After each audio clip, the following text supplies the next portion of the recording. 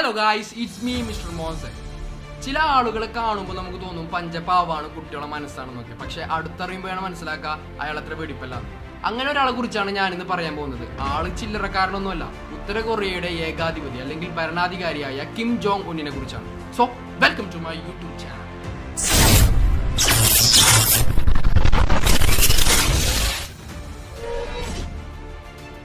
ഒറ്റ നോട്ടത്തിൽ കണ്ടാൽ തോന്നും ഒരു നിഷ്കളങ്കമായ കുട്ടിയുടെ മുഖമുള്ള മനുഷ്യനെന്ന്. പക്ഷേ അയാൾ ചെയ്യുന്ന കാര്യങ്ങളെല്ലാം വളരെ വിചിത്രമാണ്. നമ്മുടെ നാട്ടില് കൊറോണ വൈറസ്, അതായത് കോവിഡ് ബാധിച്ച രോഗികളുണ്ടെങ്കിൽ നമ്മുടെ സർക്കാർ എന്താ ചെയ്യാറ്? അവരെ ക്വാറന്റൈൻ ചെയ്യും, അവർക്ക് വേണ്ട സൗകര്യങ്ങളെല്ലാം ചെയ്തു കൊടുക്കും, മരുന്നുകൾ കൊടുക്കും, എന്തിനേറെ മാനസിക സമ്മർദ്ദം ഉണ്ടാകാതിരിക്കാൻ വേണ്ടിയുള്ള കൗൺസിലിംഗ് വരെ കൊടുക്കും.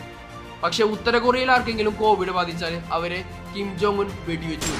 ശത്രു രാജ്യങ്ങളെ ആണവായുധം കൊണ്ട് ഭസ്മമാക്കുമെന്ന് ഭീഷണിപ്പെടുത്തുക, ഇടയ്ക്കിടയ്ക്ക് ആണവ മിസൈലുകൾ പരീക്ഷിക്കുക, സ്വന്തം അമ്മാവനടക്കം രാഷ്ട്രീയ ശത്രുക്കളെന്ന് തോന്നിയ പലരെയും വധശിക്ഷയ്ക്ക് ഇരയാക്കുക, അനിഷ്ടം തോന്നുന്നവരെ പട്ടിണിക്കിട്ട വേട്ടപ്പട്ടികൾക്ക് എറിഞ്ഞു കൊടുക്കുക. അങ്ങനെ കിം ജോങ് ഉന്നിനെ കുറിച്ച് കേൾക്കുന്ന കഥകൾ പലതുണ്ട്. 2011 ഉത്തര കൊറിയയുടെ ഏകാധിപതിയും സ്വേച്ഛാധിപതിയും സർവോപരി ജനപ്രിയ നേതാവുമായ കിം ജോങ് ഇൽ മരണപ്പെടുന്നു. ഇനി അടുത്ത ഭരണാധികാരി ആരെന്നറിയാൻ വേണ്ടി ലോകരാഷ്ട്രങ്ങളെല്ലാം ഉറ്റുനോക്കുന്ന സമയത്താണ് കിം ജോങ് ഇല്ലിന്റെ മൂന്നാമത്തെ ഭാര്യയായ കോയോങ് ഹുയിൽ, പേരുകളൊക്കെ വളരെ രസകരമാണ്. അങ്ങനെ കോയോങ് ഹുയിൽ 1983-84 കാലഘട്ടത്തിൽ ജനിച്ച കിം ജോങ് ഉൻ ഭരണത്തിലേറുന്നത്. കിം ജോങ് ഉൻ അധികാരത്തിലേറുമ്പോൾ 29 വയസ്സായിരുന്നു അദ്ദേഹത്തിന്റെ പ്രായം. അതുവരെ ഇയാൾ എന്ത് ചെയ്യുകയായിരുന്നു, എവിടെയായിരുന്നു എന്നൊന്നും ആർക്കും അറിവുണ്ടായിരുന്നില്ല. സ്വിറ്റ്സർലാൻഡിലെ ബേർണിസിലായിരുന്നു അദ്ദേഹത്തിന്റെ പ്രാഥമിക വിദ്യാഭ്യാസം. തലതെറിച്ച പയ്യനായിരുന്നു ചെറുപ്പകാലത്ത് എന്ന് അദ്ദേഹത്തിനെ പഠിപ്പിച്ച അധ്യാപകരും സഹപാഠികളും പിന്നീട് പറയുകയുണ്ടായി. കിം ജോങ് ഇല്ലിനെ കുറിച്ച് ലോകരാഷ്ട്രങ്ങളുടെ അഭിപ്രായം അദ്ദേഹം മന്ദബുദ്ധിയും ദീർഘവീക്ഷണമില്ലാത്ത നേതാവുമായിരുന്നു എന്നാണ്. എന്നാൽ കിം ജോങ് ഉന്നുമായി സംസാരിക്കാൻ അവസരം കിട്ടിയ അമേരിക്കൻ നയതന്ത്രജ്ഞർ പറയുന്നത് അദ്ദേഹം ബുദ്ധിശാലിയും ഒരു നയതന്ത്ര വിദഗ്ധനും കൂടിയാണ് എന്നാണ്. നമുക്കിവിടെ ഇഷ്ടമുള്ള മതത്തിൽ വിശ്വസിക്കാനും ഇഷ്ടമുള്ള ദൈവത്തിൽ ആരാധിക്കാനുമുള്ള സ്വാതന്ത്ര്യമുണ്ട്. പക്ഷെ ഉത്തര കൊറിയക്കാരെ സംബന്ധിച്ചിടത്തോളം അവരുടെ ദൈവം എന്ന് പറയുന്നത് ഭരണാധികാരിയായ കിം ജോങ് ഉൻ മാത്രമാണ്. മറ്റൊരു മതത്തിലോ മറ്റൊരു ദൈവത്തിലോ വിശ്വസിച്ചാൽ അത് രാജ്യദ്രോഹ കുറ്റവും. അവിടെ എല്ലാ മേഖലയിലും സർക്കാരിന്റെ നിയന്ത്രണങ്ങളുണ്ട്. എന്ത് ജോലി ചെയ്യണം, അതായത് ഏത് മേഖലയിൽ പണിയെടുക്കണമെന്ന് പോലും സർക്കാർ പറയുന്നത് മാത്രമേ ജനങ്ങൾക്ക് ചെയ്യാൻ പറ്റൂ. മറ്റൊരു വിചിത്രമായ കാര്യം എന്തെന്ന് പറഞ്ഞാൽ ബൈബിൾ ബാൻ ചെയ്ത ഒരു രാജ്യമാണ് ഉത്തര കൊറിയ. അവിടെ ആരുടെയെങ്കിലും കയ്യിൽ നിന്നും ബൈബിൾ പിടിച്ചാൽ അവർ ജയിലിലടക്കും. പിന്നീട് പുറം ലോകം കാണാൻ പറ്റുമോ എന്നുള്ളത് പോലും സംശയമാണ്. നമ്മൾ മുടി വെട്ടാൻ വേണ്ടി ബാർബർ ഷോപ്പിൽ പോയാൽ ബാർബർകാരനോട് പറയും ഇവിടെ കുറച്ച് വെട്ട്, ഇവിടെ കുറച്ച് വെട്ട്, ഫ്രണ്ടിൽ എടുക്കണ്ട, ബാക്കിൽ കുറച്ച് എടുത്താൽ മതി എന്നൊക്കെ പറയും. പക്ഷെ ഉത്തര കൊറിയക്കാരെ സംബന്ധിച്ചിടത്തോളം അവിടെ 15 രീതിയിൽ മാത്രമാണ് മുടി വെട്ടാൻ പറ്റൂ. അതും സർക്കാർ ഇറക്കിയ ഉത്തരവുകൾ പ്രകാരം 15 രീതിയിൽ മാത്രം. അപ്പൊ നമ്മൾ ഊഹിച്ചു നോക്കാം നമ്മുടെ രാജ്യത്ത് എത്രത്തോളം സ്വാതന്ത്ര്യമുണ്ട്. മറ്റൊരു ഇൻട്രസ്റ്റിംഗ് ഫാക്ടർ എന്താണെന്ന് വെച്ചാൽ ഉത്തര കൊറിയയിൽ ഇന്നും 10 വർഷത്തെ നിർബന്ധിത സൈനിക സേവനം നിലനിൽക്കുന്നു എന്നാണ്. അതായത് ഏതൊരു പൗരനും 10 വർഷക്കാലം സൈന്യത്തിൽ സേവനം അനുഷ്ഠിച്ചിരിക്കണം. മാത്രമല്ല കന്യകമാരായ ഒരു കൂട്ടം പെൺകുട്ടികളെ തേടി കണ്ടുപിടിക്കുകയും ഒരു ഗ്രൂപ്പിൽ ചേർക്കും. ഈ ടീമിന്റെ പണി എന്താന്ന് വെച്ചാൽ അവിടുത്തെ ഉന്നതരായ സൈനിക ഉദ്യോഗസ്ഥർക്കും ഭരണാധികാരികൾക്കും സേവനം അനുഷ്ഠിക്കുക എന്നുള്ളതാണ്. എന്ത് തരം സേവനമാണെന്ന് നിങ്ങൾ ഊഹിച്ചാൽ മതി.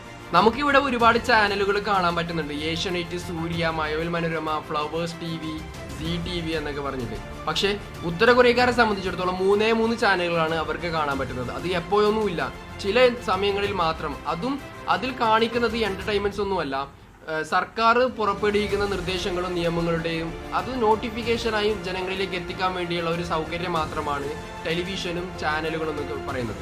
മാത്രമല്ല ഉത്തര കൊറിയൻ സർക്കാർ പറയുന്നത് തങ്ങളുടെ രാജ്യത്ത് 100% സാക്ഷരത ഉണ്ടെന്നാണ്. പക്ഷെ അവിടെയുള്ളവർ പൊട്ടന്മാരാണ്, അവർക്ക് വിദ്യാഭ്യാസം ഇല്ല എന്നതാണ് പുറം ലോകത്തെ ഞെട്ടിക്കുന്ന മറ്റൊരു കാര്യം. കിം ജോങ് ഉൻ കല്യാണം കഴിച്ചത് സുന്ദരിയായ ഒരു പാട്ടുകാരി പെൺകുട്ടിയാണ്. നമ്മുടെ നാട്ടിലെ പെൺകുട്ടികളെ കല്യാണം കഴിഞ്ഞ് പോയാൽ തങ്ങളുടെ പേര് ഭർത്താക്കന്മാരുടെ പേരിനൊപ്പം ചേർത്ത് പറയാറുണ്ട്. ഇവിടെ കിം ജോങ് ഉൻ തന്റെ ഭാര്യയുടെ പേര് മൊത്തമായാണ് അങ്ങ് ചേഞ്ച് ചെയ്തത്, റീസോൾവ്. കല്യാണം കഴിയുന്നതിന് മുമ്പ് ആ പെൺകുട്ടിയുടെ പേരെന്തെന്നോ, എന്തായിരുന്നു ജോലിയെന്നോ, എവിടെയായിരുന്നു താമസിച്ചതെന്നോ, കുടുംബക്കാർ ആയിരുന്നോ ഇന്നും ഈ ലോകത്തിന് അറിവുള്ള കാര്യമല്ല. കൊന്നും കൊലവിളിച്ചും തന്നെയാണ് കിം ജോങ് ഉൻ തന്റെ അധികാരം ഇതുവരെ നിലനിർത്തി പോകുന്നത്. തന്റെ അമ്മാവനോട് വൈരാഗ്യം തോന്നിയപ്പോൾ അയാൾ ചെയ്തത് ബ്രസീലിൽ നിന്നും ഒരു പ്രത്യേകതരം മീനിനെ ഇറക്കുമതി ചെയ്യുകയും തങ്ങളുടെ അക്വേറിയത്തിൽ ദിവസങ്ങളോളം ഭക്ഷണം കൊടുക്കാതെ വളർത്തുകയും ചെയ്തു. എന്നിട്ട് ഈ അമ്മാവനെ ഭക്ഷണമായി ആ മീനിന്റെ മുന്നിൽ ഇട്ടുകൊടുക്കുകയാണ് ചെയ്തത്. അങ്ങനെ തങ്ങളെ എതിർക്കുന്ന കിം ജോങ് ഉന്നിനെ എതിർക്കുന്ന ഏതൊരു മനുഷ്യനായാലും, അത് സൈനിക തലവനാവട്ടെ സാധാരണ ജനമാവട്ടെ, കൊന്നും കൊലവിളിച്ചും തന്നെയാണ് കിം ജോങ് ഉൻ ഇതുവരെ വളർന്നു പന്തലിച്ചത്. ദുരൂഹതകളും രഹസ്യങ്ങളും ഇന്നും നിലനിൽക്കുന്ന ഒരു രാജ്യമാണ് ഉത്തര കൊറിയ. അപ്പോൾ നിങ്ങൾക്ക് തോന്നാം എന്തുകൊണ്ട് ഇത്രയും രഹസ്യങ്ങൾ അവർ മൂടി വയ്ക്കുന്നു എന്ന്. അതിനൊരു കാരണമുണ്ട്. 1994 അമേരിക്കയിലെ വേൾഡ് ട്രേഡ് സെന്റർ ആക്രമിക്കപ്പെട്ടപ്പോൾ അന്നത്തെ അമേരിക്കൻ പ്രസിഡന്റായിരുന്ന ജോർജ് ഡബ്ല്യു ബുഷ് പറഞ്ഞത് അച്ചുതണ്ട് ശക്തികളെന്ന് വിശേഷിപ്പിച്ചത് ഇറാനെയും ഇറാഖിനെയും ഉത്തര കൊറിയയുമാണ്. ഇറാൻ എന്ത് സംഭവിച്ചു, ഇറാഖിന് എന്ത് സംഭവിച്ചു എന്ന് നമുക്ക് എല്ലാവർക്കും അറിയാം. അമേരിക്കയുടെ ഇടപെടലുകൾ മൂലമായി ഇറാഖ് നശിച്ചു, ഒരു യുദ്ധക്കളമായി മാറി. ഇറാനിൽ ഭരണമാറ്റം കൊണ്ടുവരാൻ അവർ ശ്രമിച്ചുകൊണ്ടേയിരിക്കുന്നു.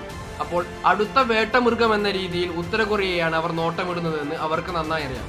അതുകൊണ്ട് തന്നെയാണ് അവർ ഇടയ്ക്കിടയ്ക്ക് ആണവായുധങ്ങൾ പരീക്ഷിക്കുന്നതും അമേരിക്കയ്ക്ക് നേരെ വെല്ലുവിളി ഉയർത്തുന്നതും. ഹൃദ്രോഗിയായ കിം ജോങ് ഉന്നിന് ഹൃദയ ശസ്ത്രക്രിയ വേണ്ടി വന്നതും അതിനുശേഷം അദ്ദേഹത്തിന്റെ രോഗം മൂർച്ഛിക്കുകയും മസ്തിഷ്ക മരണം സംഭവിക്കുകയും ചെയ്തു എന്നാണ് അമേരിക്കൻ മാധ്യമങ്ങൾ ഇപ്പോൾ റിപ്പോർട്ട് ചെയ്യുന്നത്. പക്ഷേ നോർത്ത് കൊറിയ ഇതിനോട് പ്രതികരിച്ചിട്ടില്ല.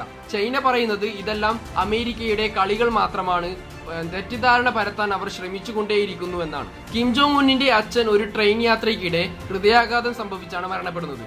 കിം ജോങ് ഉന്നും ഒരു ഹൃദ്രോഗിയാണ്. കൂടാതെ അയാൾ ഒരു കടുത്ത പുകവലിക്കാരനും മദ്യപാനിയും കൂടിയാണ്.